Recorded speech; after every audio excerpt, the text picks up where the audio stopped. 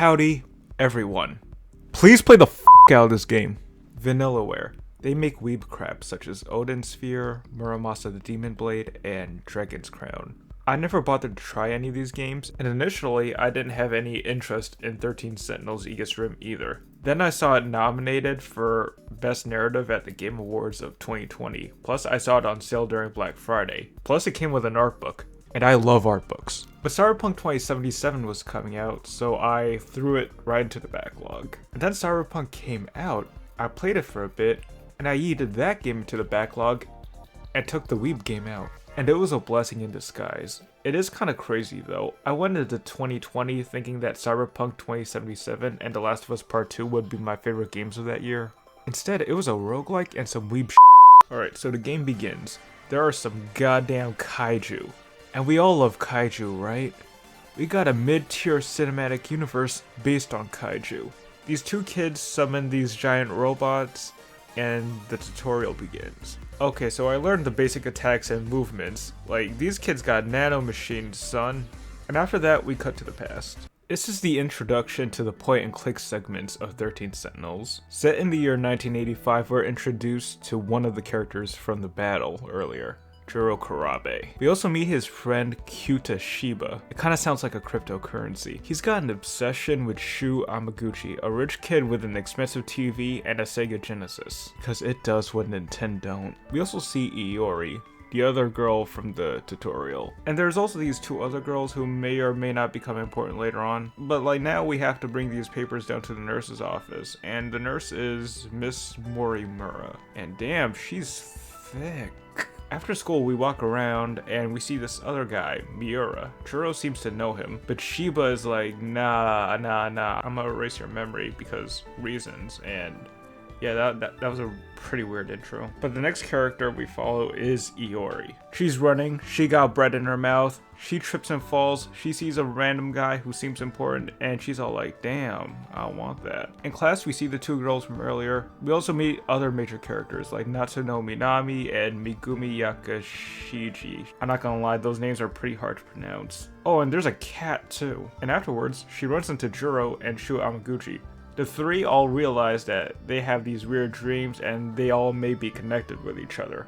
We're then introduced to the next character, Hijiyama. He's a World War II soldier. He sees this girl, Kiriko Doji, sneaking around, and we find out that Doji is actually the creator of the Sentinels, these giant robots that also double as time machines. We also run into the same mysterious guy from Iori's storyline. One thing happens after another and Hijiyama is transported to 1985. Cut to 6 months later and we see him with longer hair. He gets in a fight and he drops his yakisoba pan. What is a yakisoba pan? It's an edible orgasm. Anyway, Hijiyama ends them. And then he runs into this dude that looks like a JoJo character. And then he meets Kiriko again. Or is it Okino? The two agree to work together to get back to 1945. But first, we gotta enjoy some more yakisoba pan. Noodles stir-fried in sauce, enfolded in sweetened bread. Alright, so we do another tutorial. Once that's all done, we begin Natsuno's story. Just like Juro, she is also a fan of sci-fi movies, like UFO Wars, which is clearly Star Wars, but they can't say Star Wars or Disney's gonna sue the out of them. But anyway, like I said, she's a big sci-fi fan. She owns the VHSs and everything. Oh, and she also runs into her childhood friend, Yuki, and she immediately gets into a fight with the JoJo-looking dude. While in track practice, she discovers this little robot called BJ. You know, the wholesale club. She quickly figures out that these shady men in black are looking for BJ. BJ has Natsuno go to Tokisaka Shrine, where they teleport to the future, which looks pretty bleak. And there are these tripod monster looking things that look like they're from War of the Worlds. Natsuno just straight up says, hey, they look like they're from War of the Worlds. So BJ is all like, we gotta find your Sentinel. But oh crap, that giant monster thing's about to kill us, we gotta dip. This is followed by another tutorial. After that, we meet the next character, Megumi Yakushiji. That name has way too many syllables. In 2024, Megumi and Tomi, that new girl from Juro and Iori's storyline, are walking, and suddenly we see a giant Sentinel pop out of nowhere. Juro also drops out of nowhere too. Apparently Megumi is now attending Sakura High School in 1985. It turns out she's like a huge simp for Juro, but Morimura stops her being like, nah, stay away from him. Because reasons. Like, Juro lost all of his memories. He changed his last name. He got a completely different last name. But she also runs into the cat. It turns out the cat's name is Fluffy, and he talks. And he tells her, yo, I can get Juro's memories back. Because, like, you know, you should always trust a talking cat. It kind of reminds me of that other cat from that old show. What's it called? Sabrina the Teenage Witch? Yeah, yo, this cat kind of reminds me of Salem, but not as funny. After another RTS tutorial, we are introduced to the next character, Shu Amaguchi, who we met earlier. It begins with Shu trying to save Yuki from this gang, but it turns out she didn't really need help. He still offers her a ride home. And then there's this brief flash forward of Shu in the future trying to get the Sentinels working. We see Morimura again and damn. So he wakes up in front of his expensive TV in the middle of the night and he sees this. No, I'm kidding. This is the 80s. This isn't the early 2000s. What he really sees is this. Please help me. Shu Amiguchi. You're the only one I can turn to, Shu-kun.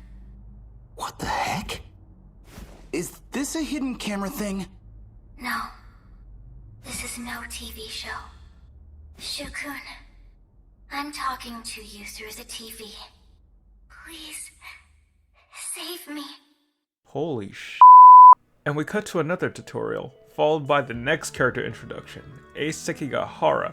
We finally get to see what this guy's deal is. The men in black are after him. Apparently he murdered Morimura, but he remembers nothing. He wanders around, Yuki shows up, and drops off a package for him though. He gets a message from himself saying that he's from another dimension, but he can't tell you more. He's like, yo, just trust me, bro. So his storyline is basically the Bourne Identity. After one more tutorial, the game completely opens up with the destruction mode, which consists. I meant to say consists. It consists of the real-time strategy battles. Then there's Remembrance, which is the point-and-click portion of the game. And there's also this encyclopedia of various characters and events, which a lot of people will need because a lot of stuff happens in this game. I think it's safe to say that 13 Sentinels is still one of the most ambitious and original games I have ever played. The narrative is top tier. I know I've only shown the first few hours, but it gets insane and complicated in the best way possible. Trust me, it gets crazy.